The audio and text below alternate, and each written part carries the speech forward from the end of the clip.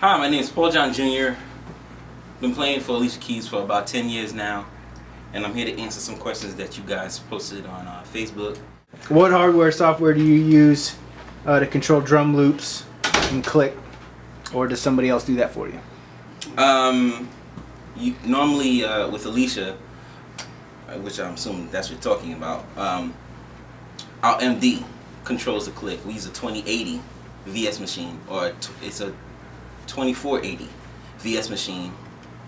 Dump all the music in that, and he does it real time. And for myself, I'm using Roland SPD Pad 11, I believe, the smaller one, and I'm using triggers to trigger those sounds off the kit. So that's pretty much the software that I use, or hardware software that I use. Name some of your musical influences.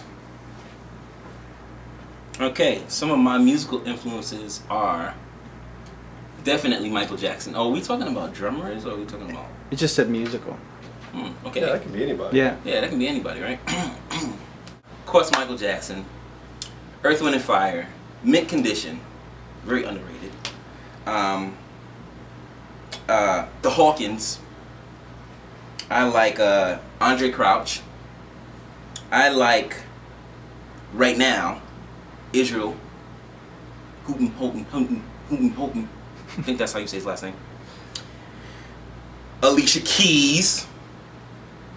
As far as drummers, I'm loving Will Kennedy, Vinnie Colaiuta, Dennis Chambers, you know, the norm, the regulars. Then you got your Chris Daddy Dave, and then you got Gordon Campbell, then you got Calvin Rogers. What are some lessons you've learned from being in the music industry? Some lessons that I've learned from being in the music industry is always be on time, right? Always be professional. And if you don't know what you're doing, always act like you know what you're doing. That's number one. Also, on another note, being in this whole professional world, you always got to be on your P's and Q's, especially if you're working with an artist that like to do things at the last minute, last second, switch it up. You know, really like know your music, home in on what's going on. Don't just be up there in la la land, you know, saying, "Oh, I'm just the drummer," because you're not. You know, you're a very important part of what's going on with the band. You know, and be like the greatest musician ever. You know, ever that you can be. What's your new setup with Crush? My new setup with Crush is still in the works, actually. I haven't had a chance to really sit down with my Crush family and talk about the new setup that I'm going to do. But it's going to be sweet. It's going to be nice. I'm hoping for it to be different than what I've done before. And I really appreciate you guys taking interest in the way I set up, because I think that's a very big, important part of being a drummer. You know, setting up your drums, why you play the drums you play, why you play the cymbals you play, why you put the stands the way you put them. When I first saw you out with Alicia, I noticed you had your toms in a stack set up and very close together. Why was that? The reason why I had my toms close together in a stack setup, because the story is I was late to a gig and I had like a little kit, and it was standard size. But I was late to the gig, and I kind of had to just throw the drums up. And what happened was, I put my tom up, and I put my 12 up.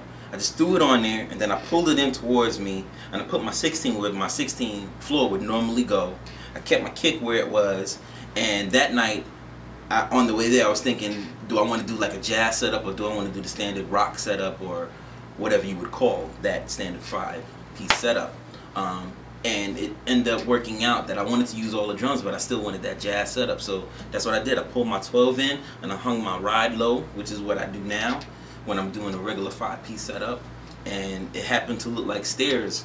And it works for me because, like I said, I play everything very close. I'm not a wide out kind of player. I like everything right there, you know, to touch it, you know, whatever. And that's what happened. That's how I came up with that setup. And it works with any drum set. Any drum set. Your toms do not have to be shallow. You might have to adjust your seat to sit higher or lower according to the depth of the drums, but that's how I came up with that. Cool.